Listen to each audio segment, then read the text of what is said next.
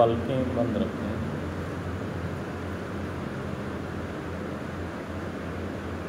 उस परमात्मा के शब्द स्वरूप ओम का उच्चारण करेंगे। हल्का सा लंबा गहरा श्वास भरेंगे और छोड़ते हुए ओम की ध्वनि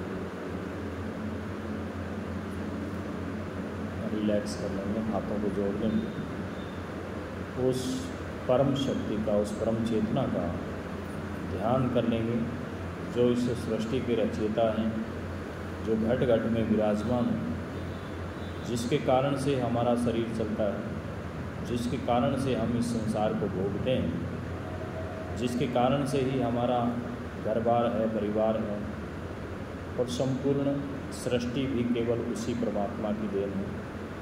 उस परमात्मा को, उस परम शक्ति को, उस परम चेतना को, उस परम ब्रह्मा को कोटि कोटि नमन।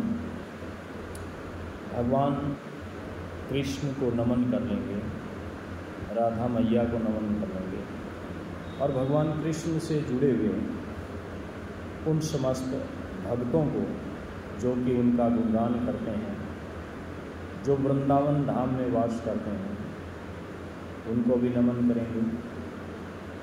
वो भक्त, वो रसिक, वो संत जिनको परमात्मा का कृपा प्रसाद प्राप्त है, जिन पर परमात्मा की दया दृष्टि हुई, जिनको दर्शन दिए, जिनका कल्याण किया, जिनका उद्धार किया, जिनकी आँखों में, जिनके साथ में भगवान खेले, जिनको भगवान ने अपनी अद्भुत लीलाएं दिखाई, उन सब को भी कोटि कोटि नमन। परमात्मा ने जहाँ जहाँ पर विचरण किया, वृंदावन में, मथुरा में, द्वारिका में, जहाँ जहाँ परमात्मा की लीलाएं हुई, जिन जिन जगहों पर भगवान गए, उन सब जगहों को नमन। उन सब तीर्थ स्थान, क्योंकि जहाँ जहाँ भगवान का वास हुआ, जहाँ जहाँ भगवान गए, वो सब तीर्थ स्थान बन गए।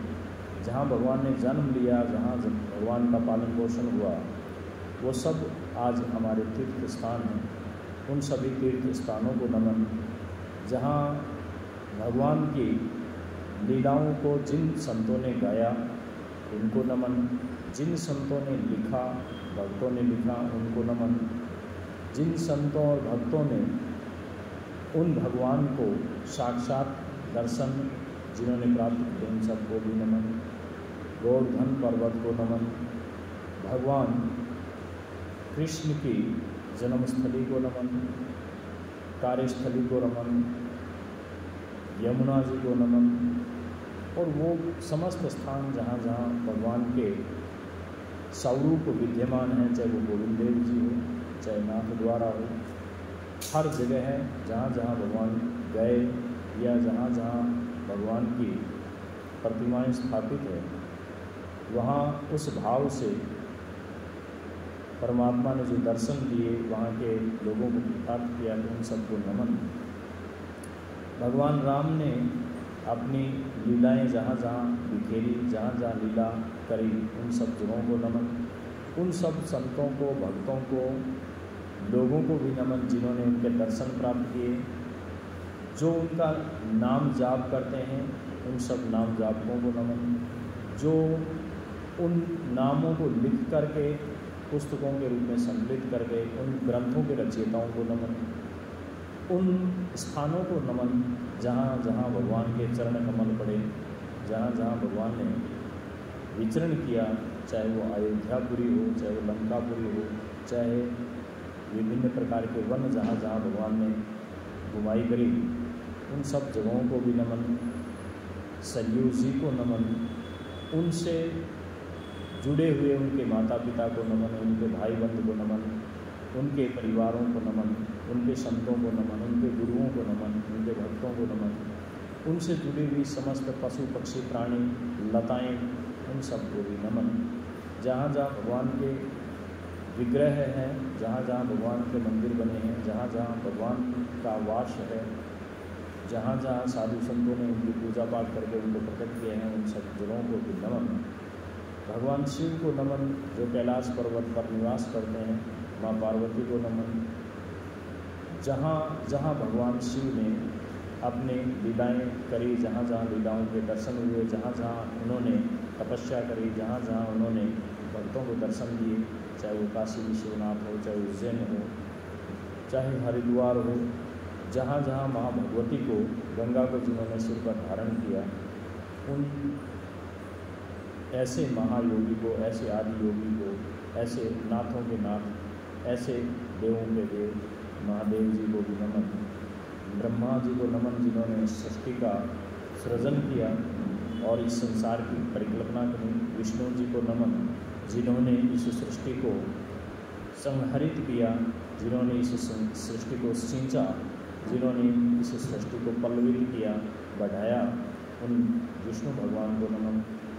माँ लक्ष्मी को नमन, माँ भगवती को नमन, पार्वती को नमन, राधा को नमन, और उन सब शुद्ध संतों को नमन।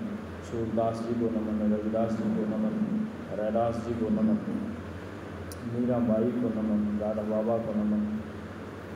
24 संतों ने उनके गुणगान किए, दर्शन किए, और हम सबको जो आज भी अपने वाणी से, अपने ग्रंथों से, अपने प्रेम से, अपनी श्रद्धा से, अपने वाचन से और अपने ज्ञान से हमें अद्भुत करें, उन सब संतों को भी नमन। इसी कामना के साथ आज का दिन शुभ हो, मंगलमय हो, कल्याणकारी हो, क्रांतिकारी हो, शुभांतकारी हो। जय हिंद, जय भारत।